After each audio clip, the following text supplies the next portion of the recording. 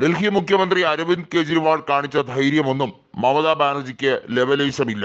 ഇന്ത്യയെ ഒറ്റക്കെട്ടായി മുന്നോട്ട് നയിക്കേണ്ടതിലും അദ്ദേഹത്തിന് പങ്കുണ്ട് എന്ന് മനസ്സിലാക്കിയാണ് അദ്ദേഹത്തിന്റെ ആം ആദ്മി പാർട്ടി കോൺഗ്രസുമായി സഖ്യത്തിലേക്ക് എത്തപ്പെട്ടത്. എന്നാൽ ആ ഒരു മര്യാദ പോലും മമതാ ബാനർജി കാണിച്ചിട്ടില്ല. മമതാ ബാനർജിയുടെ തൃണമൂൽ കോൺഗ്രസും തമ്മിൽ സഖ്യത്തിലായ 2011 മുമ്പുള്ള കാലഘട്ടത്തിൽ അവിടെ അതിശക്തമായി തന്നെ തൃണമൂൽ കോൺഗ്രസിനെ കോൺഗ്രസ് സഹായിച്ചിട്ടുണ്ട്. അതിന്റെ ഫലമായിട്ടാണ് അവർക്ക് ആദ്യമായി 2011 ഭരണം പോലും കിട്ടിയത്. ഇതൊക്കെ മറച്ചു വെച്ചുകൊണ്ട് കള്ളപ്രചരണം മാത്രം നടത്തുന്ന പാർട്ടിയായി തൃണമൂൽ കോൺഗ്രസ് തരം താഴ്ന്നു. ഇന്ന് BJP അവിടെ അതിശക്തമായി വളർന്നതും സുവേന്ദു അധികാരിക്ക് രാഷ്ട്രീയപരമായി ഹൈപ്പ് കിട്ടിയതിനും ഒക്കെ ഉത്തരവാദി മമതാ ബാനർജി മാത്രമാണ്. കഴിഞ്ഞ തവണ BJPക്ക് 18 ലോക്സഭാ സീറ്റുകളാണ് ലഭിച്ചത്. ഇതിന് കാരണമായതുപോലും തൃണമൂലിന്റെ അക്രമ രാഷ്ട്രീയത്തെ ചെറുത്തു തോൽപ്പിക്കുന്ന പാർട്ടി എന്ന ഖ്യാതി ബംഗാളിൽ സമസ്ത മേഖലയിലും BJP കൈവരിച്ചത് കൊണ്ട് തന്നെയാണ്.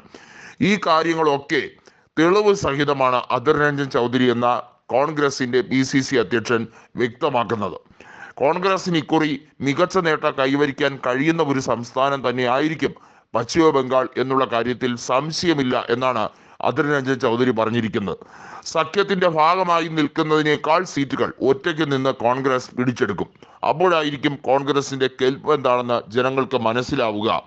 അത് നേതാക്കളെ കൃത്യമായി ബോധ്യപ്പെടുത്തി കൊടുക്കേണ്ട ആവശ്യം കോൺഗ്രസിനുണ്ട് എന്നുള്ളതും അധീർ രഞ്ജൻ ചൗധരി വ്യക്തമാക്കുകയുണ്ടായി.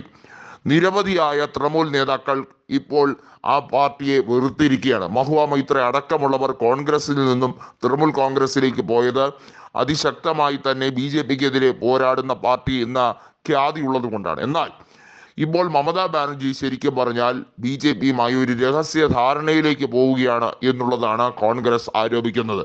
അതുകൊണ്ടാണ് ഒരു സാമാന്യ മര്യാദ പോലും ഇല്ലാതെ കോൺഗ്രസിന് അവിടെ സഖ്യം നിഷേധിച്ചുകൊണ്ട് 2 സീറ്റ് കൊടുക്കാമെന്ന കളിയാക്കൽ നടത്തിക്കൊണ്ട് ഇന്ത്യ മുന്നണിയിൽ നിന്നും ഇറങ്ങിപ്പോയത്.